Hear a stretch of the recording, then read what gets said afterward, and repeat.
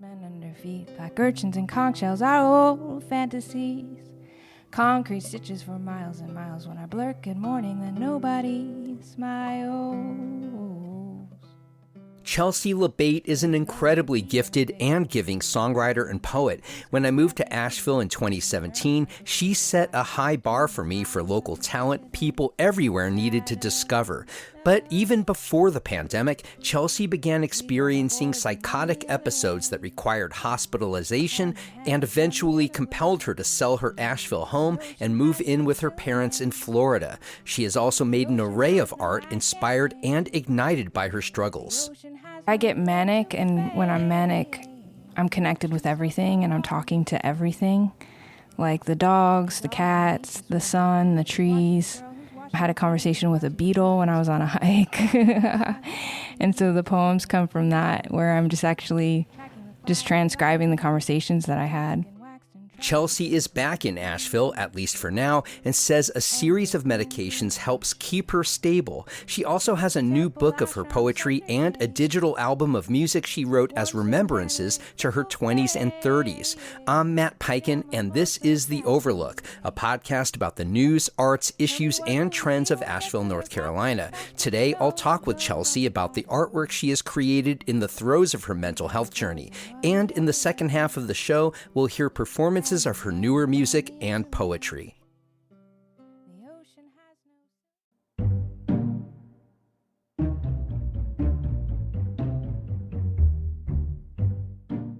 Step into the weird, fantastical wonderland of Alice and the White Rabbit through the lens of Asheville Contemporary Dance Theater. It's a family show with colorful sets and costumes in collaboration with the new Studio of Dance. Alice and the White Rabbit opens May 26th and runs 6 performances through June 4th at the Intimate BB Theater in downtown Asheville. For tickets and info, go to the company's website, acdt.org.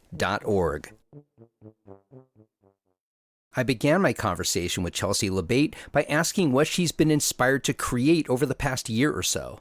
Mostly poetry, mostly the long format poetry. Now I'm starting to write songs from the poetry. So using lines from the poems and then actually converting them into song.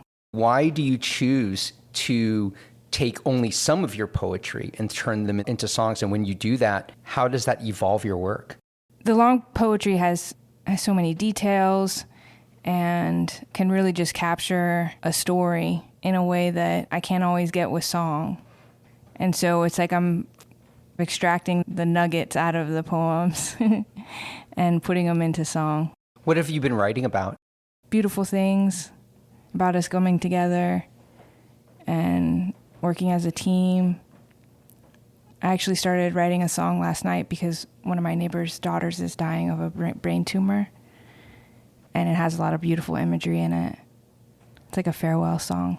That's sad. Do you tend to write very in the moment?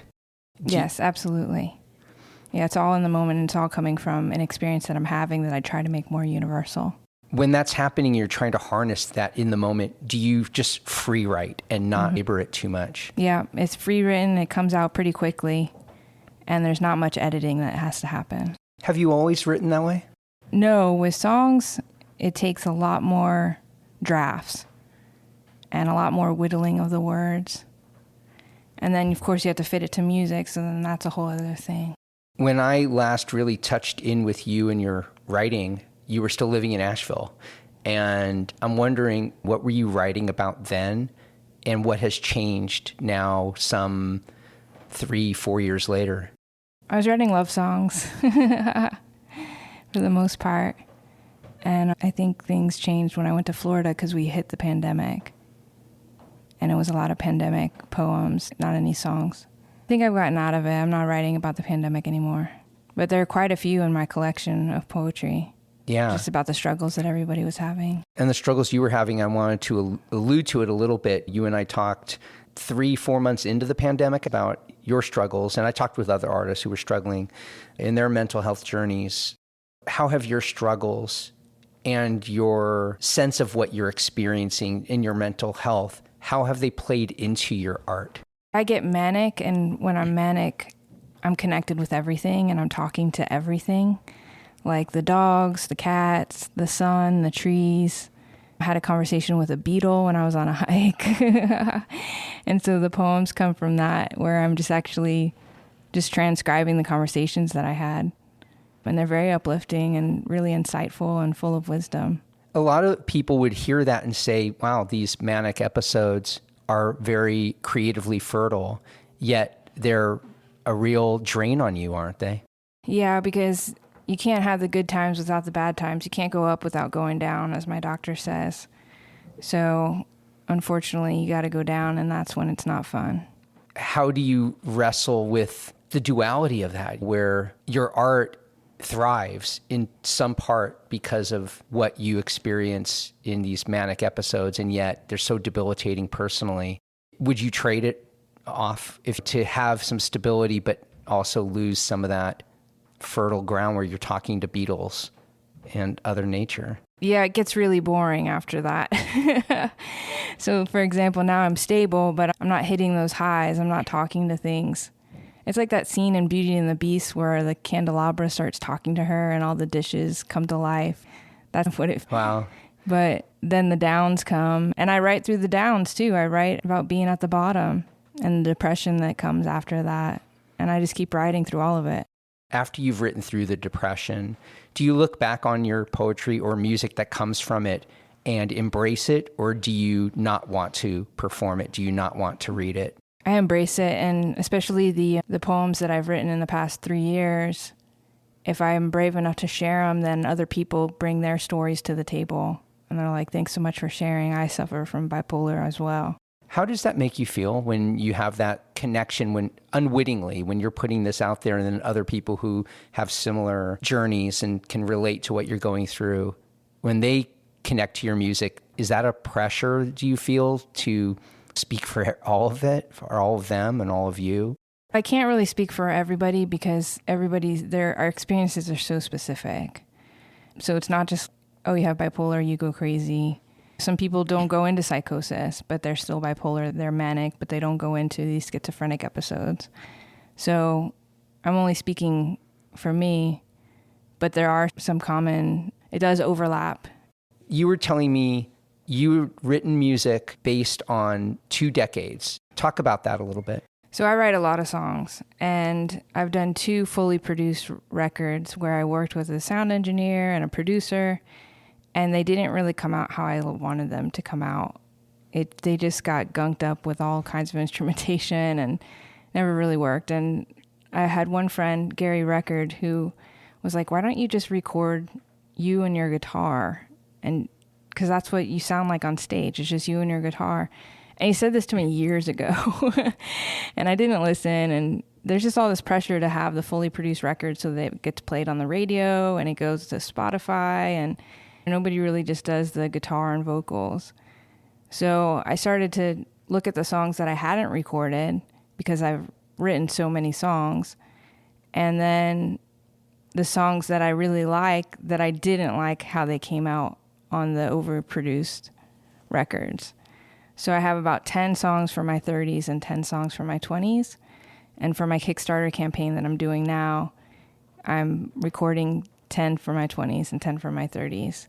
And you'll get that as an award if you donate. So tell me, as you've looked back on this music, even though your friend told you, hey, strip out all of that instrumentation, just you and your guitar, but yet you've come through such a journey now. You're far beyond those years, literally, chronologically, but also mentally, spiritually, psychologically, everything.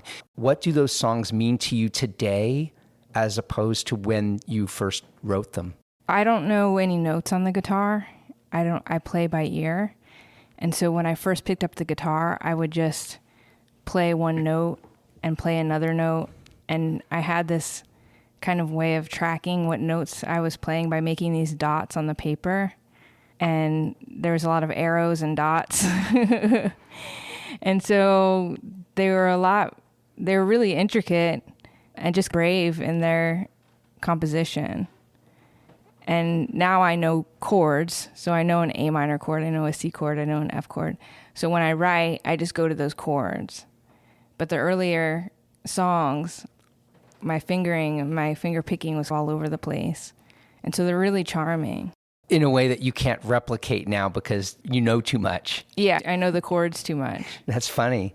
Lyrically, do these songs seem past tense or do they seem present tense for you? They seem present tense for sure. Really? Even though they might be 20 years old at this point, how can they maintain that resonance for you?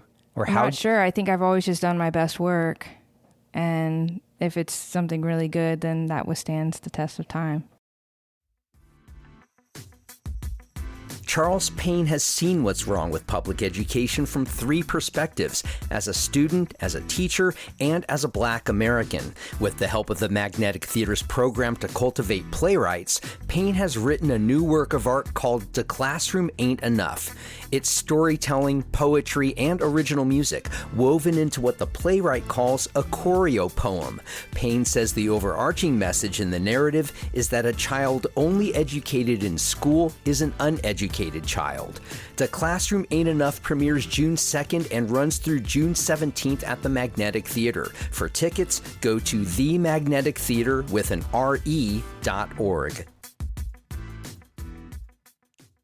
Why don't we hear some music? Let's go back to your 20s. Okay. And tell me what you're going to play and what this song is, what it means to you. Okay, this song I now know is just a C chord, but at the time I didn't know. So this is when I was just picking up the guitar and just beginning to write. I was living in New York City, so it's all New York City imagery. And it's about going surfing and leaving the city behind and coming to a place where there's no advertisements and no pressure.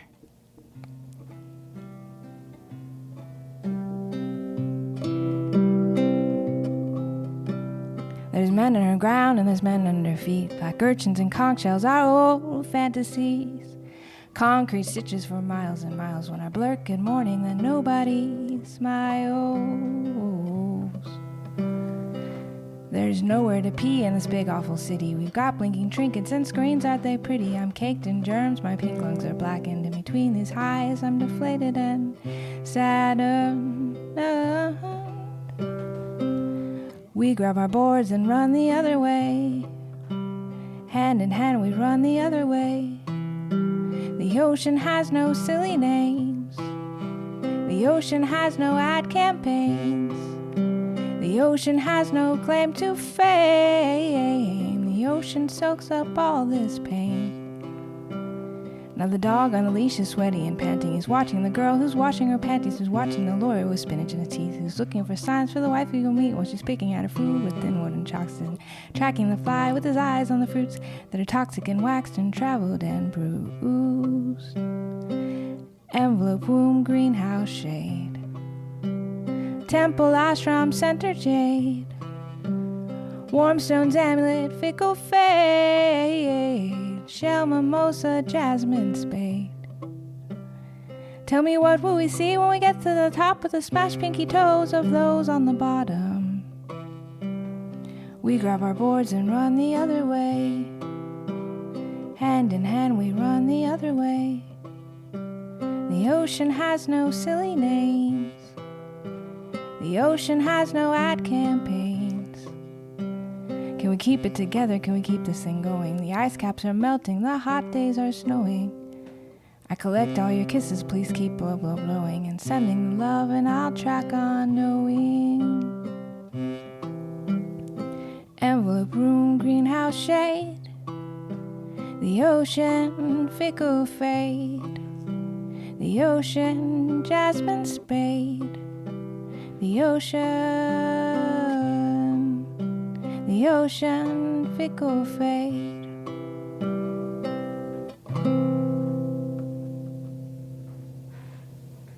You know what was beautiful about that was watching you perform that song. You seem like you go to another space mentally. You were looking off in one fixed location toward the floor, and you didn't move. Nothing about you moved other than your fingers and your mouth to enunciate the words. Do you place yourself in that scene as you're singing it?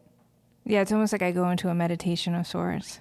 Yeah, you really just instantly went into this other place, it seemed like to me. It's funny because when I've seen you perform in my distant past with you, meaning 4 years ago or so, you did that as well. Although you seemed happy to be in that space, This song seems like a happy memory. Does it seem like an elusive memory to you, being back on that beach in that way? Yeah, living in the city is really intense. And the ocean is just the opposite of all of that. So to be able to leave it all behind, and all you have to do is cross water. All you have to do is just get off the sand. Something else I liked about this song is it defies time signature. Did this song start as a poem? It does sound like a poem put to song. It does. That's why I was asking that. But I didn't start writing the long format poetry until the pandemic. I used to write really short format poems. How does this song punctuate or underscore your life in your 20s? I think the city is a really intense place to live. I lived there for 4 years, from when I was 24 to 28. Which city? New York City. Oh, yeah, okay. The city. The city. Yeah. The city. And it's just, nature has always been a place where I can go and forget everything, and there isn't really that option. There's Central Park, but Central Park is slimy and gross and can be scary and dangerous at the same time.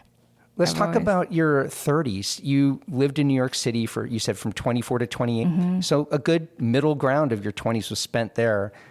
Talk about how you view your life in looking back now in your 30s. What were the ingredients of your life during your 30s? I was touring a lot. I was playing about 250 shows a year.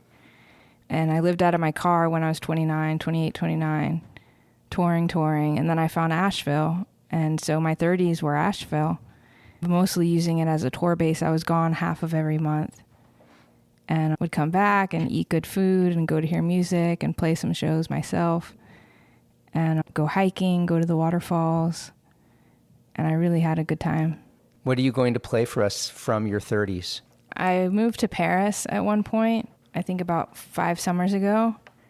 And I befriended a celebrity, a super famous celebrity. And we were in a car going to record a TV show. And we got mobbed by the paparazzi. And it was really scary. They were slamming their bodies up against the car. And we couldn't get out. And my whole thought was like, if I could just be his invisible cape, because nobody knows who I am, nobody cares. They're not trying to take pictures of me. If I could somehow just wrap him up, then we could get into this TV show and not have any problems. So this song is called Invisible Cape.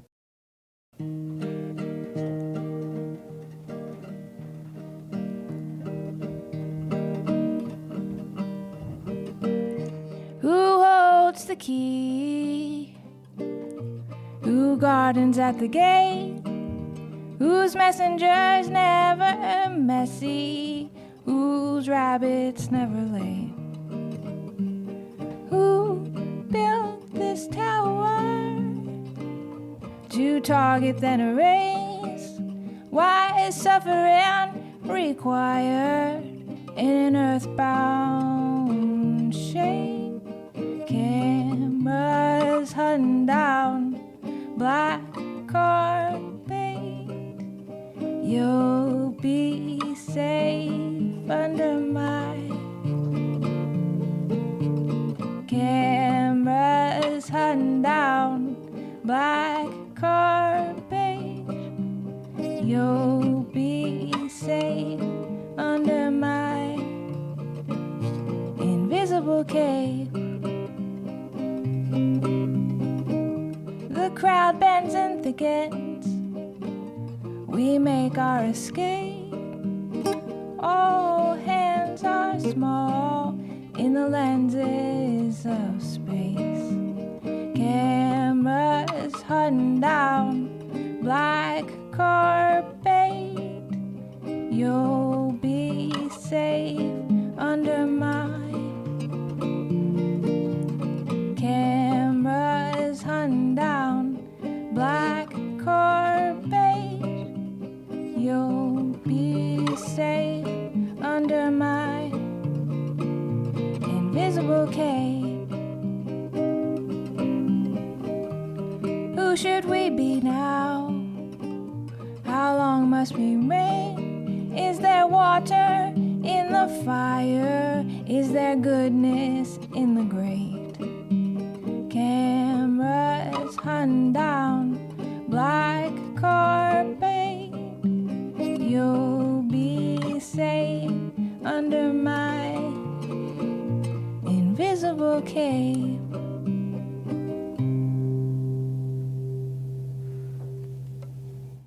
Did you have a chance to sing that for your celebrity friend?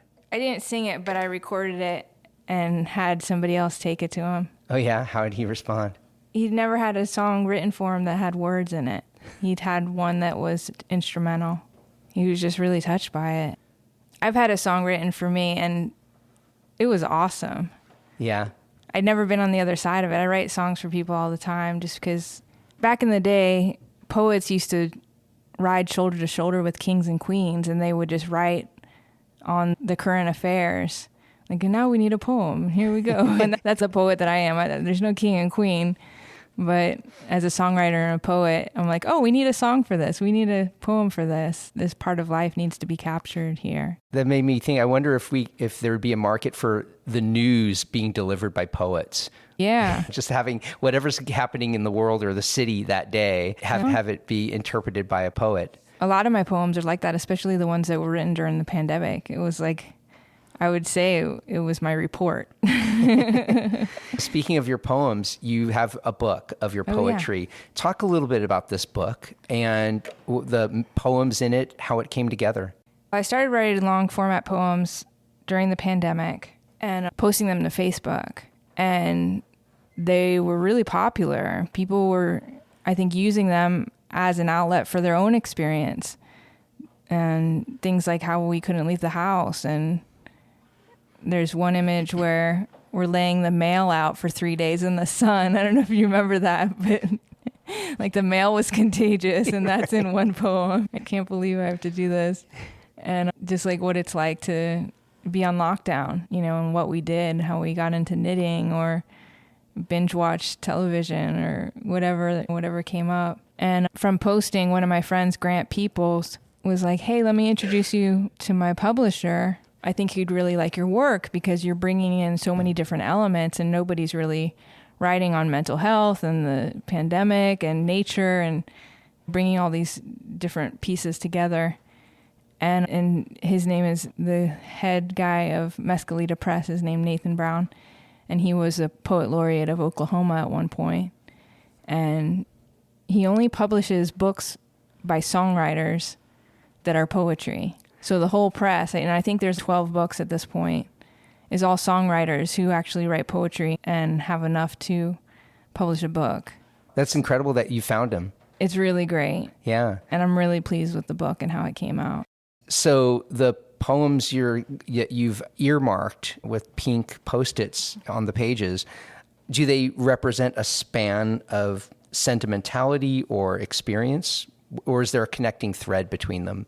A lot of the connecting threads is that I'm manic. Like up until recently, my meds didn't stabilize me. So for about 3 years, I was in trance. I was in this place of being in between worlds where, again, like I said, I'm talking to animals. And so that is the thread, is that I was in this altered state that one could compare to like being on acid for all that time or being on LSD. I've never taken those things, but that's what I've been told when I talk to people about what I actually experienced. Tell us the name of this first poem.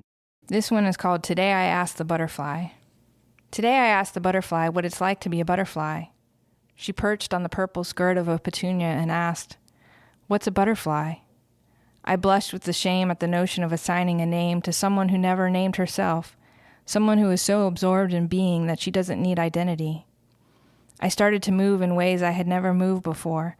Losing my name meant I could become the unknown, a pattern, an echo, a prayer. I mimicked the bear, the great moose, the rhino, the squirrel. I morphed and shifted, but when I thought of the butterfly, I felt the most uplifted. I didn't know the God in me until I became the small winged one who drinks from the hearts of flowers. What I like about that poem is it's a snapshot. Is that symbolic of a lot of your poetry, that they are snapshots rather than narratives in a traditional arc? Yeah, it's just a little exchange. Just a little, here's just one part of it, zooming in. What's this next poem? This next one is called Tomorrow a Victory. Tomorrow is always a victory for those of us who have returned again and again to fight the true fight. We know the long nights standing alone on our star-spoked podiums, clutching one good book for courage, our right arm buckling under a heavy torch. No one knows the darkness of near death until you stood in the possibility of not seeing the dawn. So stay up all night if you have to. Befriend the tunnel that haunts you. Spend your last reserve of life force tending your tender flame. And know there are millions of others burning in their holders, fueled by liberty, oriented towards the east. Some change is so big government can't contain it, and with the break of dawn, the people will rise up to rip out the wiring and take the shape of lightning in the streets. What do you feel when you're reading these poems that are born from not times you can predict? You don't look back on your episodes as something positive. How does it feel reading back on these?